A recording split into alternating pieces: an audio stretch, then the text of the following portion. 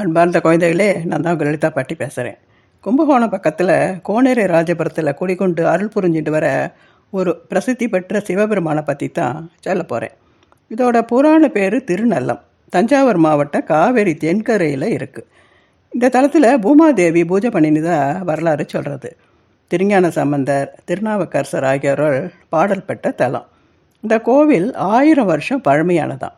சோழர் மன்னர்களால் கட்டப்பட்டு பிற நாட்டு மன்னர்களால் புறணமைக்கப்பட்டது இந்த பிரம்மாண்டமான சிவன் கோவில். இந்த இடத்துல தேக சௌந்தரி சமேத உமாமகேஸ்வரர் தனித்தனி சன்னதியில் ஈசன் மேற்கு திசை பார்த்தோம், அம்பாள் கிழக்கு திசை பார்த்தோம் பக்தர்களுக்கு அருள்பாலிக்கிறார்கள். இந்த ஈசனே தான் ஒரு நடராஜர் வடிவம் எடுக்க திட்டமிட்டு ஒரு திருவிளையாடல் செஞ்சிருக்கார். அது என்னன்னு இப்போ பார்க்கலாம்.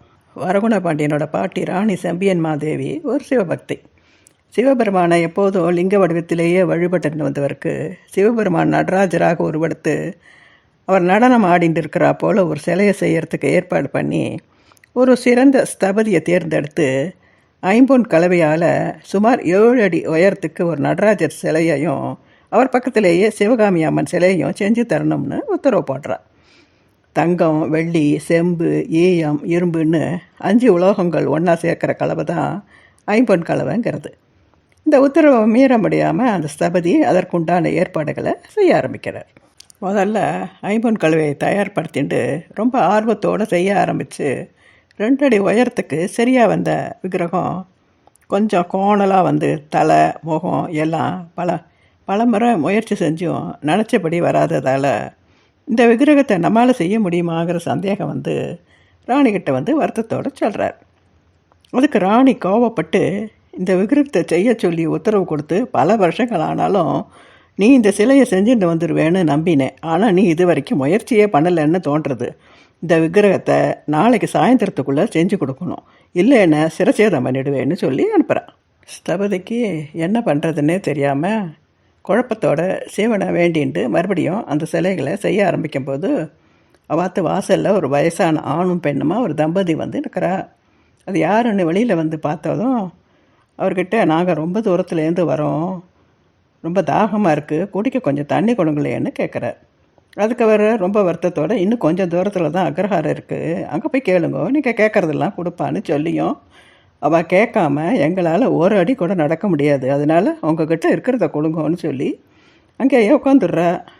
உடனே அங்கே இருக்கிற உலோக கலவையை காமிச்சு இப்போதைக்கு குடிக்கிறது தான் இருக்குது, வேணும்னு எடுத்து குடிங்கன்னு சொன்னதும் அந்த தம்பதி எழுந்து ஸ்தபதி போட்டிருந்த திரைக்கு பின்னால் போய் திரவத்தை குடித்து மறுகணமே ஆணாக இருந்தவர் 7 அடி உயரத்துக்கு நடராஜராகவும் பெண்ணாக இருந்தவள் அம்பாள் சிவகாமியாகவும் தம்பதி சமேதராக ஸ்தபதிக்கு காட்சி கொடுத்தார்.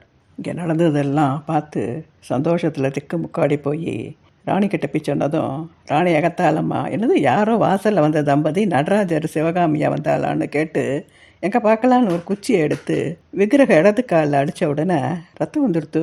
அதை பார்த்த உடனே ராணிக்கு பயம் வந்து தன்னோட தப்பை உணர்ந்து மன்னிப்பு கேட்டுண்டு அந்த ஸ்தபதிக்கு உரிய சன்மானத்தை கொடுத்து அனுப்புகிறார். இந்த இடத்துல அசுரர்களோட அகந்தியை அழித்து சிவபெருமானை சுயம்புவா நடராஜராக உருமாறி தன்னோட 2 பாதங்களையும் பக்தர்களுக்கு காட்டி அருள் புரிகிறார். மனுஷ உடம்புல இருக்கிற நாடி, நரம்பு, எலும்பு, கைரேகை, நகை எல்லாம் தெரிகிற மாதிரி ஒரு உயிரோட்டமாக அந்த சிலை அமைஞ்சிருக்கு.